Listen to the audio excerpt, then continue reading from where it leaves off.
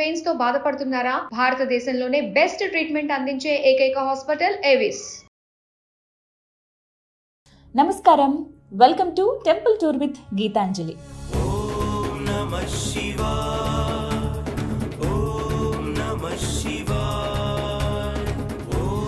ఇవాల్టి కార్యక్రమం చాలా ప్రత్యేకమండి. ఎందుకో తెలుసా? మనందరం జీవితంలో ఒక్కసారైనా దర్శించుకోవాల్సిన క్షేత్రం ఇవాల్టి మన కార్యక్రమంలో చూడబోతున్నాం. అదే టెంపుల్ సిటీ తిరువన్నామలై. అదేనండి అరుణాచలం. నిత్యాయ శుద్ధాయ దిగంబరాయ తస్మై నకారాయ నమః శివాయ. ఓం నమః శివాయ. అరుణాచలేశ్వరుడి దయుంటే మనకి అన్నీ ఉన్నట్లే. మన జీవితంలో మనకు కావాల్సినవన్నీ అనుగ్రహించి మనకు ఒక ముక్తిని ప్రసాదించే దేవుడు ఆ అరుణాచలేశ్వరుడు. నిజంగా అక్కడ అడుగు పెట్టడమే ఒక పుణ్యం అని చెప్తానండి. ఎంత సుందరమైన ఆలయం అంటే మొత్తం 26 ఎకరాల్లో అద్భుతమైన ఆలయం మనకు కనిపిస్తుంది. నేను వెళ్ళినది శివరాత్రి రోజు, అంటే ఒక పండగ వాతావరణంలో నేను వెళ్ళాను. చాలా అద్భుతంగా కనపడుతుంది. వెలుగు జిలుగుల మధ్య దేదీప్యమానంగా దగదగా మెరిసిపోతుంది మొత్తం ఆలయం అంతా కూడా.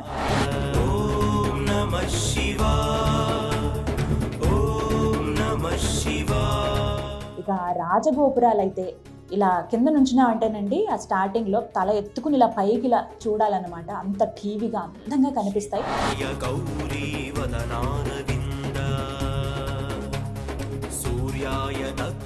12 అంతరాల్లో మనకి రాజగోపురాలు ఉంటాయి. మొత్తం 4 రాజగోపురాలను మనం చూడొచ్చు. తూర్పు, పడమర, దక్షిణ, ఉత్తరం, ఇలా 4 ద్వారాలు అనమాట.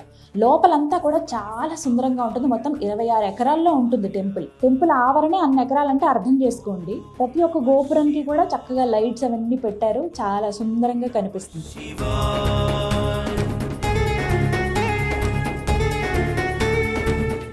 లోపల మనకి పుష్కరిణి కూడా ఉంటుంది. నాకెందుకో లాస్ట్ టైం ఒకసారి నేను వచ్చాను, అంటే ఒకసారి ఆల్రెడీ నేను దర్శనం చేసుకున్నాను. రెండవసారి ఆ స్వామివారి అనుమతితో మళ్ళీ వచ్చానన్నమాట.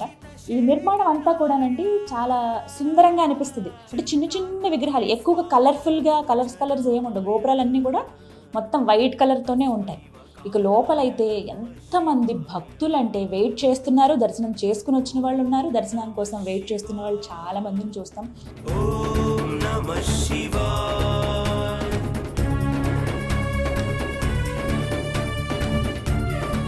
ఒక్కొక్కరు వచ్చి రాజగోపురం ఏదైతే ఉందో అక్కడ దీపారాధన చేసుకుని వాళ్ళు అలాగే కర్పూరం ఒకటి వెలిగించి కొబ్బరికాయ కొట్టి స్వామికి దండం పెట్టుకుని గిరి ప్రదక్షిణ స్టార్ట్ చేస్తున్నారనమాట. ఇక ఈవినింగ్ నేను వెళ్ళింది అయితే రాత్రి సమయంలో దర్శనానికి వెళ్ళాను నేను స్వామిని దర్శించుకోవడానికి. ఉదయం నుంచి ఎంతో మంది భక్తులు ఉన్నారు. కేవలం శివరాత్రి రోజునే 6 లక్షల మంది స్వామిని దర్శనం చేసుకున్నారు. దర్శనానికి 5 గంటలు టైం పట్టింది సాయంత్రం వరకు. సాయంత్రం అంతా ఇంకా సులువు, ఎందుకంటే ఆ రోజు సాయంత్రానికి అందరూ గిరి ప్రదక్షిణకు వెళ్ళిపోయారు. ఇలా వెళ్తున్న వాళ్ళందరూ కూడా గిరి ప్రదక్షిణకు వెళ్ళేవాళ్ళే. ఇది ఎంట్రన్స్ అనమాట. ఇక్కడ నుంచి రాజగోపురం మనం చూడొచ్చు. చాలా సుందరంగా ఉంటుందండి. ఈ మధ్యలో ఈ బ్యారికేడ్స్ అవన్నీ పెట్టేశారు కదా, ఈ లోపల దీపాలు వెలిగించుకోవడానికి అవకాశం అనమాట. ఇంకొక పక్క ఏమో సాంస్కృతిక కార్యక్రమాలు అవుతున్నాయి. చిన్నపిల్లలు భరతనాట్యం అవన్నీ చేస్తూ ఉన్నారు. ఆ శివయ్య కీర్తనలు, అమ్మవారి కీర్తనలు అవి పాడుతూ ఉన్నారు ఒక పక్క. ఇలా మనకి లోపలికి వెళ్ళడానికి స్తంభాలన్నీ కూడా, అక్కడ కొంతమంది ఉండడానికి స్థలం అన్నమాట. ఈ లోపలికి అలా మనం నడుచుకుంటూ ముందుకు అలా వెళ్ళిపోతే ఇదిగో రాజగోపురం దగ్గరికి వచ్చేస్తాం.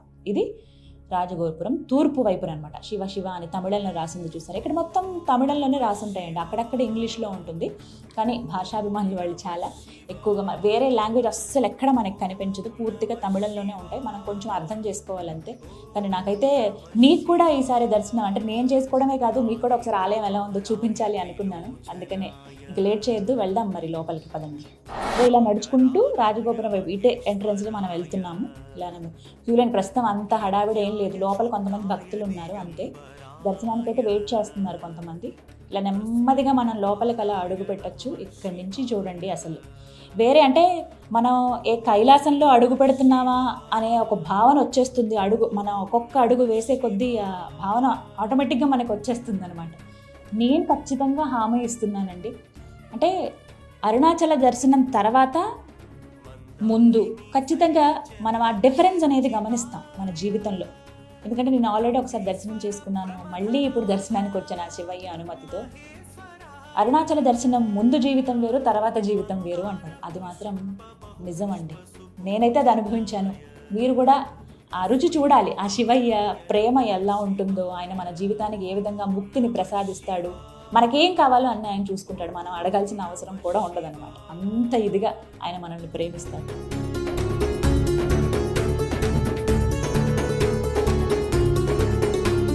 శివాయ గౌరీ వదనారవింద సూర్యాయ దక్షద్వరనాశకాయ. అభిషేకానికి మురిసిపోయే అగ్నితో ధగధగలాడే ఆ శివయ్య దర్శనానికి వెళదామని లోపల మొత్తం ఆలయం మీకు చూపించాలని నేను నిర్ణయించుకున్నానండి.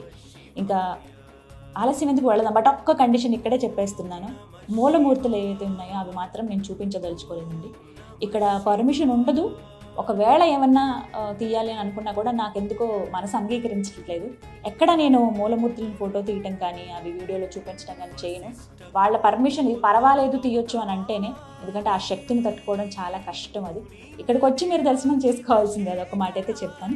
ఇక వెళ్దాం, రండి లోపలికి వెళ్ళిపోతాం.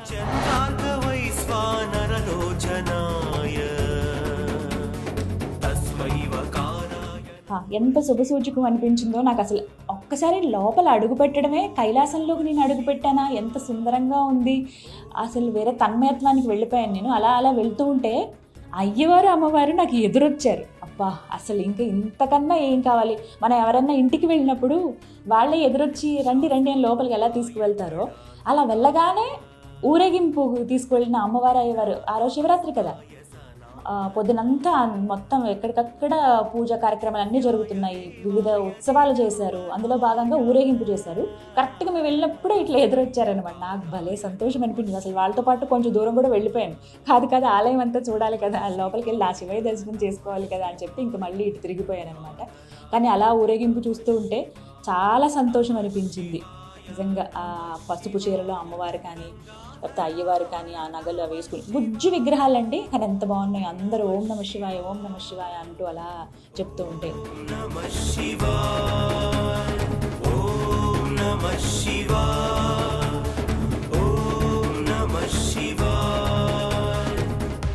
చాలా మంది వస్తారండి. కేవలం తమిళ వాళ్ళే కాదు, తెలుగు వాళ్ళే కాదు, వివిధ దేశస్తులు ఉన్నారు. అంటే వేరే వేరే దేశాల నుంచి వచ్చిన వాళ్ళు ఉన్నారు, వివిధ రాష్ట్రాల వాళ్ళు ఉన్నారు. మరీ ముఖ్యంగా తెలుగు వాళ్ళు అయితే నేను గమనించాను, చాలామంది కనిపించారు ఈసారి నాకైతే తెలుగు వాళ్ళు ఇక్కడ. అలా మళ్ళీ ఊరేగింపు అయిపోయిన తర్వాత మళ్ళీ లోపలికి తీసుకువెళ్ళిపోతున్నారు అమ్మవారిని అయ్యవారిని.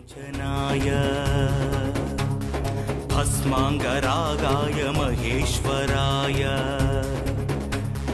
నిత్యాయ శుద్ధాయ దిగంబరాయ. ఇక్కడ ఏంటంటే క్యూ లైన్స్ ఉంటాయి లోపలికి వెళ్ళగానే. మనకి గాలి గోపురం దాటుకుని మనం అలా ఆలయ ప్రాకారం లోపలికి అడుగు పెట్టేసిన తర్వాత, అంటే అక్కడి వరకు మనం అందరం కలిసి వెళ్ళిపోవచ్చు. ఇక్కడి నుంచి ఏంటంటే దర్శనానికి వెళ్ళే వాళ్ళకి క్యూ లైన్స్ అనేవి డివైడ్ అవుతాయి. ఒకటేమో 50 రూపీస్ దర్శనం ఉంటుంది, ఒకటేమో ఫ్రీ దర్శనం ఉంటుంది అనమాట. సో నేనైతే 50 రూపీస్ దర్శనం టికెట్ తీసుకున్నాను. అట్నుంచే ఇంకా లోపలికి వెళ్తున్నాను. మనం ఇలా లోపలికి వెళ్ళగానే వేరే ప్రపంచంలోకి వెళ్ళిపోతాం. ప్రపంచం కూడా అన్నం, అదొక కైలాసంలోకి మనం వెళ్ళిపోయినట్టే. లోపల నుంచి చూసారంటే ఆ గోపురాలు కానీ ఆ ప్రాకారాలు కానీ ఆ ఆలయం ఎంత గొప్పగా ఉన్నాయో కదా, ప్రతి ఒక్కటి భలే సుందరంగా ఉంటాయి. ఇప్పుడు మనం చూస్తున్న ఈ ఆలయం అంతా కూడానండి 8వ శతాబ్దంలో చోళులు నిర్మించారు. వాళ్ళ నిర్మాణ శైలే ఇదంతా కూడాను. ఇక 50 రూపీస్ టికెట్ తీసుకుని క్యూ లైన్లోకి మనం వచ్చేసాము. నిజంగా లోపలంతా చాలా చక్కగా అలంకరణ చేశారు, పూలతోటి, అలాగే మొత్తం వెలుగు లైట్స్ తోటే అలంకరించారండి.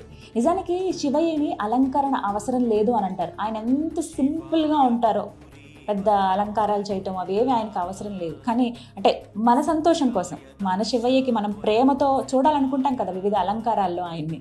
అలా చూడడానికి మనమే తన్మయత్వానికి లోనైపోతాం ఆయన అలా చూడగానే. అందుకోసం ఇవన్నీ ఏర్పాట్లు అనమాట. ఇక అలా కొంచెం ముందుకు వెళితే ధ్వజస్తంభం దగ్గరికి వెళ్ళిపోతాం. అలా ధ్వజస్తంభానికి దండం పెట్టుకుని కొంచెం ముందుకు వెళ్తే ప్రధాన ఆలయంలోకి మనం అడుగు పెట్టినట్టే. అదిగో అక్కడ దూరంగా కనిపిస్తుంది చూసారా, అదే గర్భాలయం. స్వామివారు అక్కడే కొలువై ఉండేది. అదేనండి మన అరుణాచలేశ్వరుడు. నాకైతే ఎప్పుడెప్పుడు ఆ స్వామిని చూద్దామా అని ఉంది. ఇంకొక వైపు చూడండి, జనాలు వేడికి తట్టుకోలేకపోతున్నారు. ఒక మాట చెప్పాలి, మనం ఏ కాలంలో వచ్చినా, అది చలికాలమైనా ఎండాకాలమైనా లేకపోతే వర్షాకాలమైనా, ఏ కాలంలో మనం వచ్చినా చెమట పట్టకుండా, ఆ చెమటతో తడవకుండా స్వామివారిని దర్శించుకోవటం అనేది చాలా చాలా అది కష్టం అన్నమాట. అంటే మనం ఎక్స్పెక్ట్ చేయలేము, ఏంటి ఇంత చెమట పడుతుంది, మనం చలికాలంలో వచ్చాం కదా అంటే స్వామి అక్కడ అగ్నిలింగేశ్వరుడు, అగ్ని వెదజల్లుతూ ఉంటుంది, చిమ్ముతూ ఉంటారు. అంటే ఆయన కోపంగా ఉన్నాడని అర్థం కాదు, ఆ తత్వమే అది. అంటే పంచభూతాల్లో ఒకటి కదా ఆ లింగం, అందుకే అగ్నిలింగేశ్వరుడుగా కొలువై ఉన్నారు కదా, ఆ మాత్రం వేడి ఉంటుంది. ఇక మనం ఇలా అనుకుంటాం కానీ గర్భగుడిలో అసలు ఎవరైతే అయ్యగారులు ఉంటారో వాళ్ళైతే చెమటలు కారుతారండి. బట్ అవేవి ఇంక వాళ్ళకి కనిపించవు, అవేవి లెక్క చేయరు అనమాట. ఇంకా స్వామిని తలుచుకుంటూ ఆయనకు పూజలు చేస్తూ అలా ఉంటారు. మొత్తం మీద అయ్యవారిని దర్శనం చేసుకున్నాను, ఎంత సంతోషంగా అనిపించిందో, చాలా చాలా బాగుంది. మళ్ళీ మళ్ళీ చూడాలని ఉంది, బట్ అందరికీ అవకాశం ఇవ్వాలిగా. ఇక బయటకు వచ్చేసాం మనం. తమిళనాడులో ప్రతి టెంపుల్లో దర్శనం తర్వాత మనకి విభూది ఇస్తారండి. అంటే శివయ్య గుడికి వెళ్తే విభూది ఇస్తారు, అలా అమ్మవారి గుడికి వెళ్ళాం అనుకోండి కుంకుమ ప్యాకెట్, ఇవే మనకి ప్రసాదాలుగా ఇస్తారనమాట. మనం వెళ్ళి ఇప్పుడు నార్మల్ టెంపుల్స్ మనం వెళ్ళి అక్కడ తీసుకుని కుంకుమ పెట్టుకోవడం కాదు, వీళ్ళు ఒక ప్యాకెట్లో వేసేసి అలా ఇచ్చేస్తూ ఉంటారన్నమాట. చక్కగా మనకు కావాల్సిన మనం ఇవ్వచ్చు, మనం తీసుకెళ్ళొచ్చు, మన దగ్గర ఉంచుకోవచ్చు, డైలీ మనం బొట్టు పెట్టుకోవచ్చు. ఇలా బయటకు వచ్చాక నటరాజస్వామి విగ్రహం చూడండి ఎంత సుందరంగా ఉందో కదా, శివయ్య ఎన్ని రూపాల్లో కనిపిస్తారో. అలా మనం స్వామివారి దర్శనం చేసుకున్న తర్వాత బయటికి ఇలా వస్తూ ఉంటే మనకి చాలా శివలింగాలు కనిపిస్తాయి. మరోవైపు నాయనార్లు, ఎవరైతే శివయ్య గురించి ఆయన తత్వం గురించి చెప్పున్నారో వారి విగ్రహాలు అనమాట, నాయనార్లు అంటారు వాళ్ళని. వాళ్ళ విగ్రహాలు చూస్తాం. అలాగే అనేక దేవీ దేవతల విగ్రహాలు, మహర్షుల విగ్రహాలు, సుబ్రహ్మణ్య స్వామిని చూస్తాం మనం. ఇలా చాలా చాలా దేవాలను ప్రతిష్ఠించారన్నమాట. ఇవన్నీ కూడా విగ్రహాలు. అవి త్రిలోచనాయ భస్మాంగరాగాయ మహేశ్వరాయ నిత్యాయ శుద్ధాయ దిగంబరాయ తస్మై నకారాయ నమః శివాయ ఓం నమః శివాయ. అలాగే గణపతి అయితే నాకు భలే ముద్దుగా కనిపించారండి, చాలా ప్రత్యేకంగా ఉన్నారు ఇక్కడ, భలే ఉన్నాయి. అందరికీ కూడా వస్త్రాలు సమర్పించారనమాట. ఇక అక్కడి నుంచి మనం అలా బయటకు వచ్చేస్తే అమ్మవారి ఆలయంలోకి మనం ప్రవేశించినట్టేనండి. ఇక ఎప్పుడెప్పుడు అమ్మని చూద్దాం, అయ్యవారిని చూసాం, మరి అమ్మవారిని కూడా చూడాలి కదా. నాకైతే అమ్మని కూడా ఒక్కసారి దర్శనం చేసుకుని అమ్మ ఇలా ఉంది నా పరిస్థితి అని చెప్పుకోవాలంది. చాలా చెప్పాలనుకున్నాను నేను అరుణాచలేశ్వరుడికి. అక్కడికి వెళ్ళి ఆయన చూసిన తర్వాత అన్నీ మర్చిపోయాను. ఇంకా అమ్మని చూస్తే ఏమనిపిస్తుంది, ఇంకేమనిపిస్తుంది, ఆవిడ అలా చూస్తూ ఉండాలనే ఉంటుంది. వెళ్దాం మరి ముందుకి. ఇంకా ఇక్కడ అమ్మవారిని ఉన్నామలై అమ్మవారిగా పిలుస్తారండి. అమ్మవారిని ఒక్కసారి దర్శనం చేసుకుంటే చాలు, ఎన్నో రోజుల నుంచి అమ్మ దగ్గరికి వెళ్ళలేదు అని అనుకుని ఆ భావన అంతా పోతుందనమాట. ఒక్కసారిగా ఆవిడ తీసేస్తుంది ఆ కష్టం, ఆ బాధ అంతా కూడా. అయితే ఇక్కడ ఇంకొకటి గమనించాను నేను, అమ్మవారికి ఆవిడ ముందు కూడా నందీశ్వరులు ఉంటారు. మామూలుగా సింహం అమ్మవారి వాహనం అని చెప్తారు కదా, కానీ ఇక్కడ నందీశ్వరుడు ఉంటారు అమ్మవారికి ఎదురుగుండా. నిజంగా ఆయన అలా కూర్చున్నాడా బసవన్న అన్నట్టు అనిపిస్తుందండి నాకైతే. ఇక్కడ నందీశ్వరులు చాలా ప్రత్యేకం. శివయ్యకి ఎంత గొప్పగా మనం పూజ చేస్తామో నందీశ్వరుడు కూడా అంతే గొప్పగా పూజ చేస్తారు, అభిషేకాలు చేస్తారు ఇక్కడ. ఒక్కసారి వచ్చి మన కోరిక ఏముందో ఆ శివయ్య దాకా వెళ్ళి చెప్పుకునే ముందు ఆయనకే చెప్పాలంట.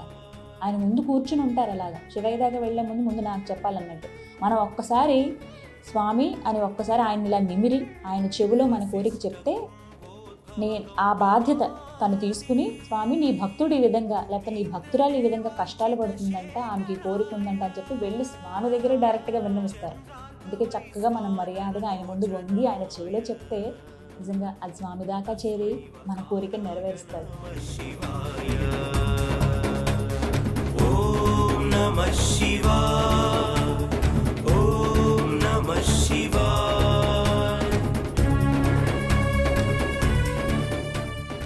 ఇంకొక ముఖ్యమైన విషయం ఏంటంటే అమ్మవారి ఆలయానికి ఇలా వెళ్తూ ఉంటేనండి ఆర్కిటెక్చర్ నా భూతన భవిష్యత్ అంత అద్భుతంగా ఉంటుంది తెలుసా.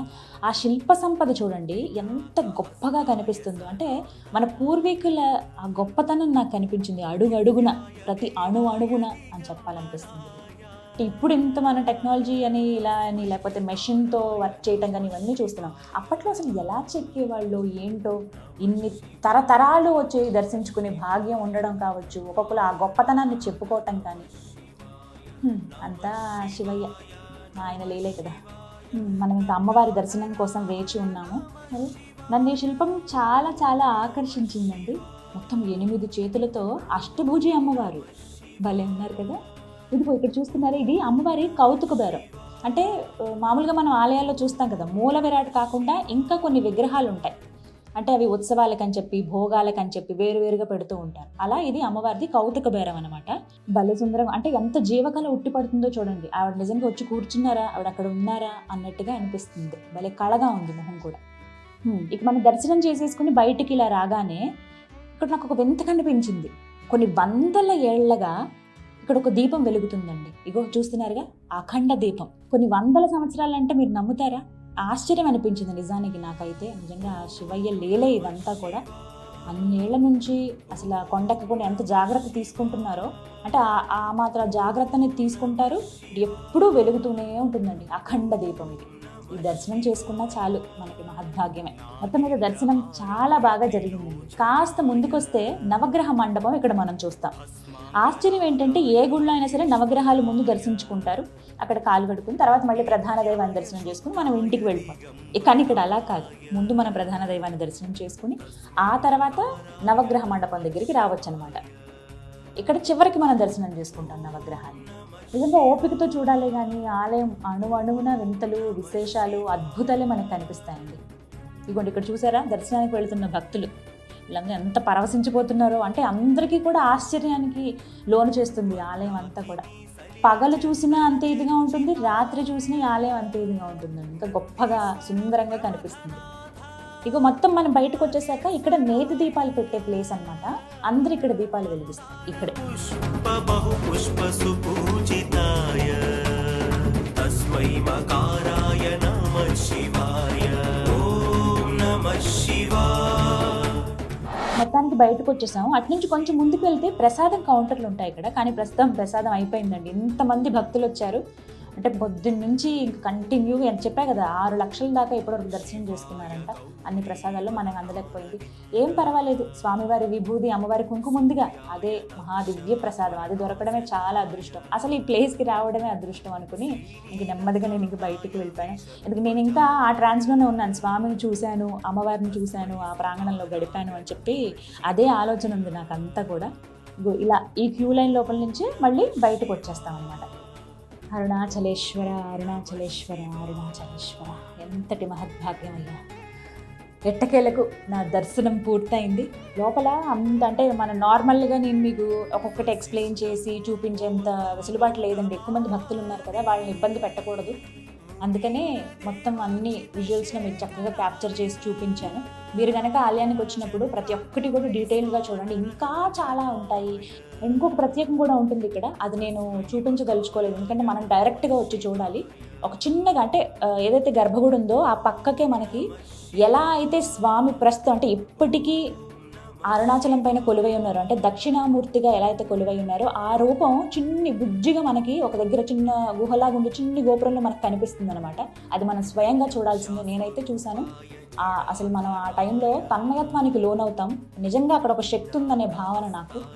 మీరు వచ్చినప్పుడు మాత్రం ఇక్కడ దక్షిణామూర్తి చిన్న విగ్రహం ఉందండి, శిల ఉందండి ఎక్కడ అని అడిగితే చెప్తారు ఎవరైనా కూడా. మీరు వెళ్ళి అక్కడ దర్శనం చేసుకోండి.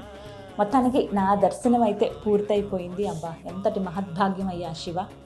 ఒక్కసారి ఆ రాజగోపురానికి నమస్కారం చేసుకుంటాను. చివరిగా చెప్పాగా, రాజగోపురాన్ని స్వామివారి పాదాలకు సూచికగా భావిస్తారండి. అందుకనే వచ్చి పోయేవాళ్ళు దూరం నుంచి కూడా ఆ రాజగోపురానికి నమస్కారం పెట్టుకుని వెళ్తారనమాట. అరుణాచలేశ్వర, అరుణాచల శివ.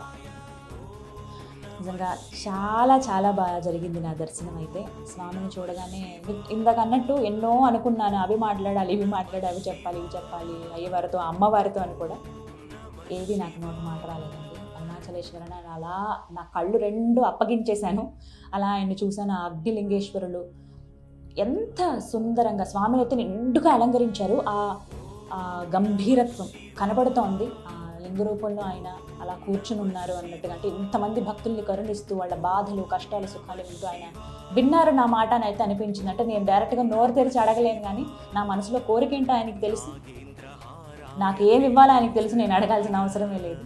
చాలా మహద్భాగ్యం. చూసే భక్తులు ఎవరైతే ఉన్నారో, ఎవరైతే రావాలనుకుంటున్నారో, నేను చాలామంది నోటి నుంచి విన్నాను కదండి, ఎన్నోసార్లు అనుకున్నాం వెళ్ళలేకపోతున్నాం. ఎవరైతే అలా అనుకుంటున్నారో శివ, వాళ్ళందరూ నీ దర్శనానికి రావాలయ్యా. వాళ్ళందరికీ ముక్తిని ప్రసాదించని మాత్రం కోరుకున్నాను ఆ అరుణాచలేశ్వరుని, ఆ అమ్మవారిని.